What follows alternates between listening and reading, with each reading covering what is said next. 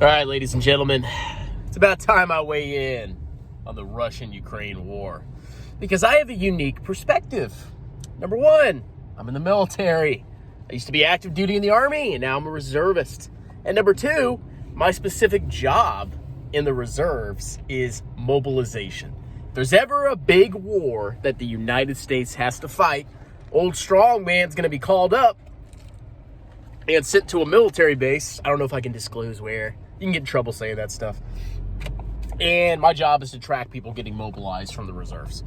So we got to talk about what's going on. Now, the Russian forces in Ukraine, I don't know the exact casualties. I see all these different reports. I've seen reports saying the Russians have sustained 58,000 casualties. I've seen reports that they've sustained 75,000 casualties and up to 20,000 dead or even more. Now, when I saw those numbers initially, I could not believe my eyes. Because if you think about the casualties that we sustained, the United States, in Afghanistan and Iraq, we barely lost anybody compared to the casualties that the Russians have suffered in just a short 6 months. And remember, there's a difference between dead and casualties. Dead is you're freaking dead.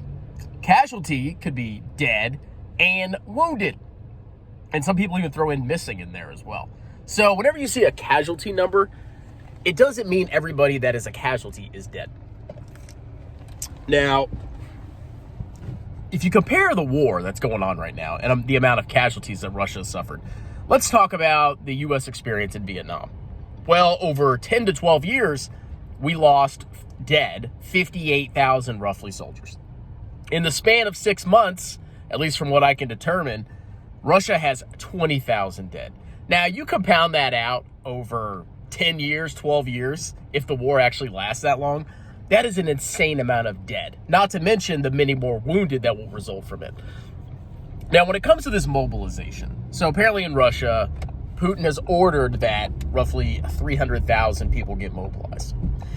That's a lot of new soldiers, okay? And let's remember who they're mobilizing. Many people that are in the reserves are not combat ready, not in the slightest. And my job is, as people come in, as they get mobilized, if we ever get mobilized, we have to filter out people that are unable to serve. We have to figure out how much training these people need. And a lot of people that are in the reserves and what's called the IRR, the inactive ready reserve, they're not really soldiers, okay? They don't really have many skills.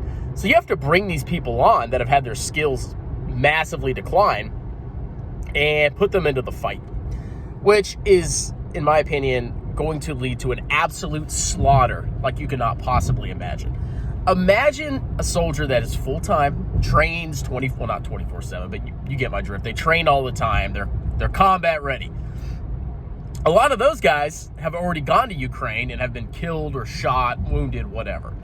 The people that they're sending in now are just the average everyday Joe that was maybe in the military 5 or 10 years ago getting called back in.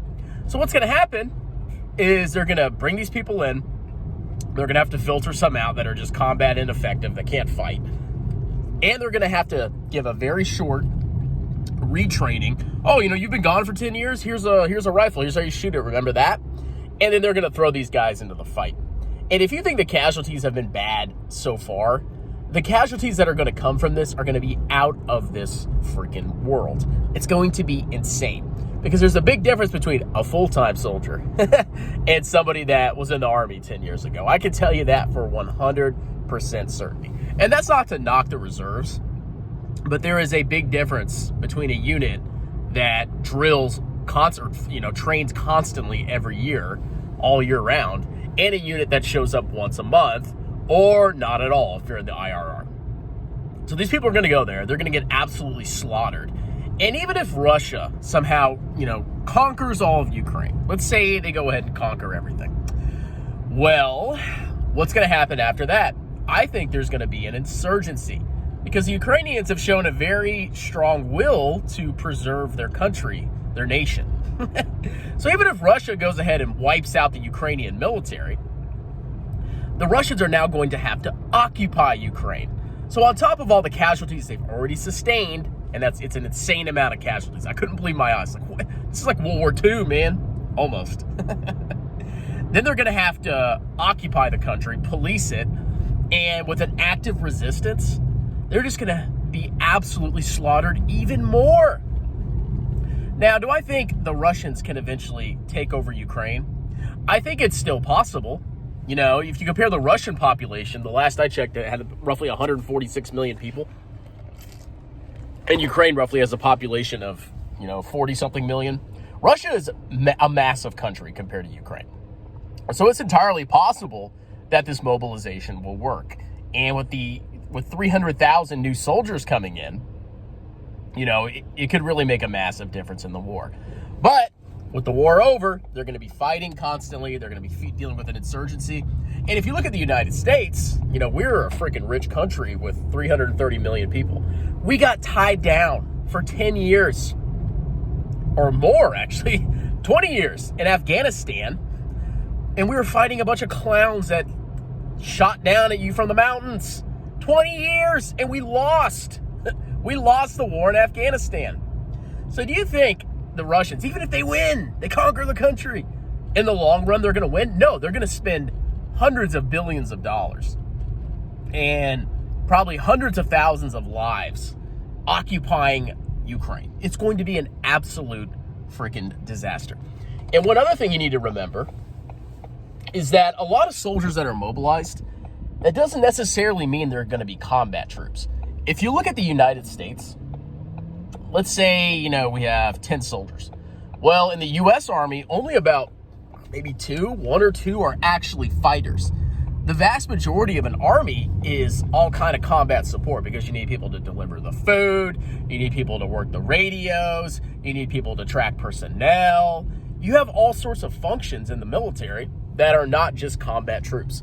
So this 300,000 man mobilization, it doesn't mean there's going to be 300,000 combat fighting soldiers that are going to be popping up in Ukraine. Maybe, if the ratio holds out, that might be 60,000 more troops. So if the casualties continue to go like they do, and Russia keeps losing a lot of frontline fighters, they're going to have to do an even bigger mobilization. And honestly, I could see them doing that because Putin's all in, man. Like this, imagine being Putin and this is like your last hurrah and you're just living with this unmitigated disaster. You will do whatever you have to do to preserve your reputation and eventually win the war in Ukraine, because you don't want to go down as the guy that, lost Russia 100,000 soldiers and spent hundreds of billions of dollars and got Russia cut off from, relations with the West for nothing. Okay. So I feel really bad for the Russian people. I really do, because I don't think they understand the meat grinder. Well, I'm sure a lot of them do. They're not stupid, but the absolute meat grinder that is the war in Ukraine is just out of this freaking world. Like the casualties, I could not believe my eyes. I was like, wait, 50, 60, 70,000 casualties in 6 months? What? That's literally like World War II. In Vietnam, 58,000 dead. In the American Civil War, I think it was like, if you count the Confederates and the Union soldiers, probably 600,000 dead. A lot of those from disease. You compare the casualties to Russia, they could have hundreds of thousands of dead and many more wounded permanently for the rest of their lives when this is all said and done. So, I guess good luck to Russia if you support Russia, but it's going to be a long fight. Cheers!